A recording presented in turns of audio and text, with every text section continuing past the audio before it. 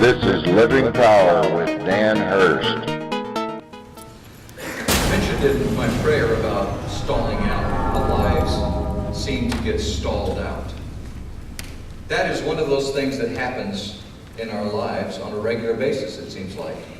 I had the privilege a few years ago flying with a stunt pilot who was visiting in Kansas City for one of those air shows, and he took me up in his plane, and we just went into a climb in this plane when it seemed to me like we were going straight up.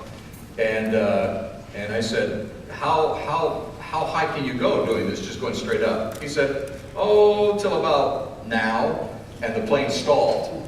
Right when we were in this position going straight up, the plane stalled. And I thought, this is not good because I'm in the back seat.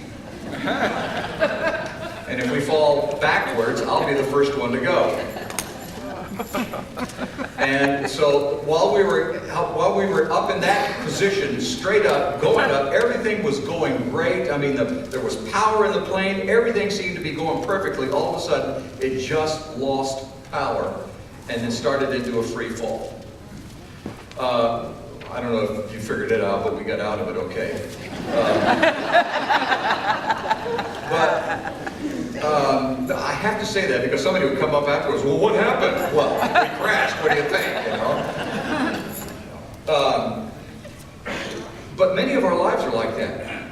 We'll find ourselves, our lives going well, things are going great, and we're in this climb, and everything seems to be going along, and then all of a sudden we just stall out, and we go into a free fall.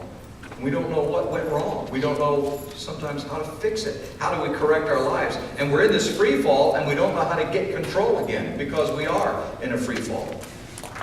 That is one of the reasons God has given us the power of prayer.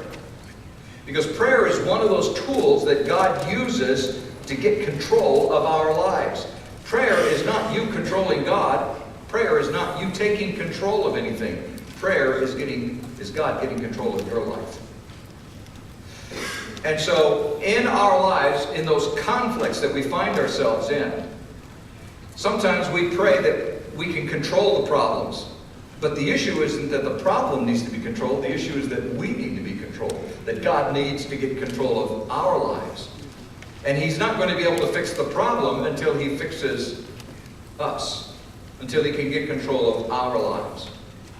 So all of this time we spend trying to fix the problem and we wonder why God's not fixing the problem. And the fact of the matter is that what God's wanting to do is work on us, get control of our lives.